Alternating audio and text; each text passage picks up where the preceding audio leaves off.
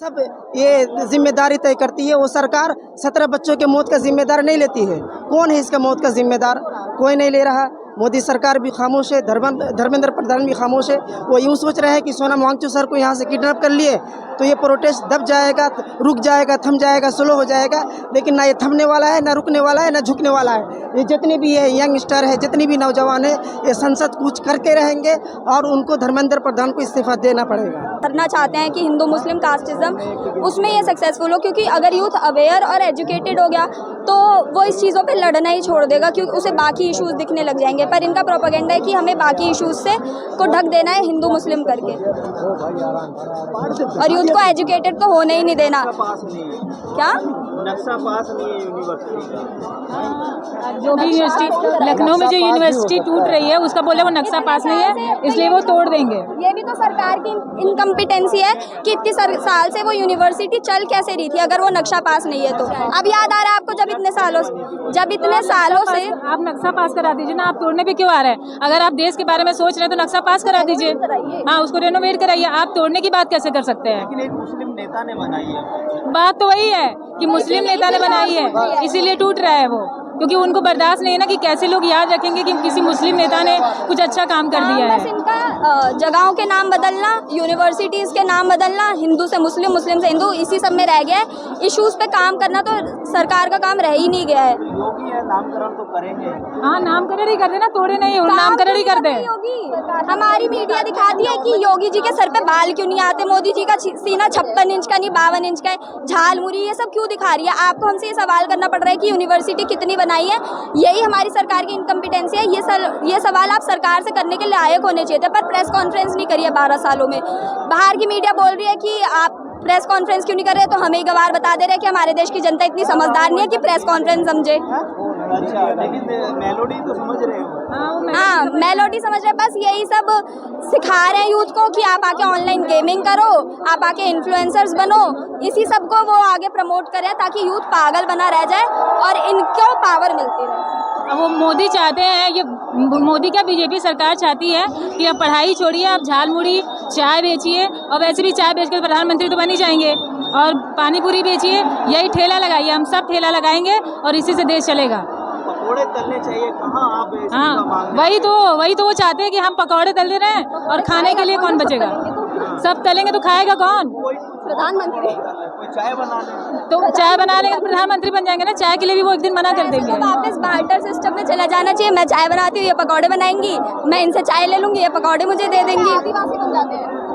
नहीं तो जंगल भी खत्म कर देंगे ना, आदिवासी कैसे बन? अगर सरकार का कोई एक भी आदमी खत्म कर रहे हैं ना तो आदिवासी भी नहीं बन सकते भाई। अगर सरकार का कोई एक भी आदमी कोई भी नॉर्मल काम, डॉक्यूमेंट इशू करवाना या कुछ भी, सड़कों से जाना, नॉर्मल सड़क से अगर वो जा सकता है बिना काफी लेके, बिना किसी प्रॉब्लम के, तो मैं मान जाऊंगी। रावली जो पहाड़ है उससे नीचे जो पहाड़ी है वो पहाड़ नहीं है, पढ़ाई। जी सर वही तो मैं कह रही हूँ कि इन्होंने बिल्कुल ही चेंज कर दिया। अपने हिसाब से सारे नॉर्म्स चेंज कर देंगे।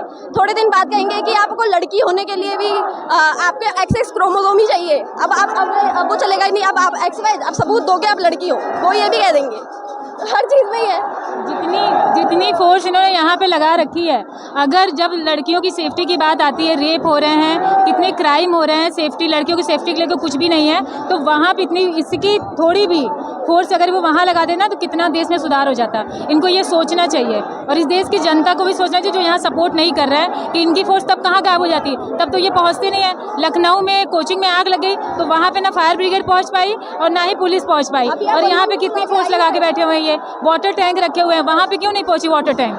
कितने बच्चे मर गए वहाँ पे। वाटर टैंक नहीं जा पा रहे, पानी की इतनी कमी हो रही है, एथेनॉल की वजह से इतना ज़्यादा पानी वेस्ट हो रहा है। मुंबई में वाटर शॉर्टेज हो रही है, महाराष्ट्र में वाटर शॉर्टेज हो रही है, लेकिन बोल दिया कि ये इन्वायरमेंटल फ्रेंडली है। ये नहीं बताया कि कितना पानी लग रहा है, गाड़ियों की माइलेज खराब हो रही है, ये सब कुछ नहीं दिखाया। और जब क्वेश्चन करते हैं तो जो एडवर्टीजमेंट कर रहा होता है वो बोल देता है कि जाके पेट्रोलियम मिनिस्टर से पूछो, लेकिन आपने एडवर्टीजमेंट करते हुए नहीं बोला कि पेट्रोलियम मिनिस्टर को एडवर्टीजमेंट करनी चाहिए, क्योंकि आपके बेटे की कंपनी है तो आप चाहते हो कि उसका प्रॉफिट हो।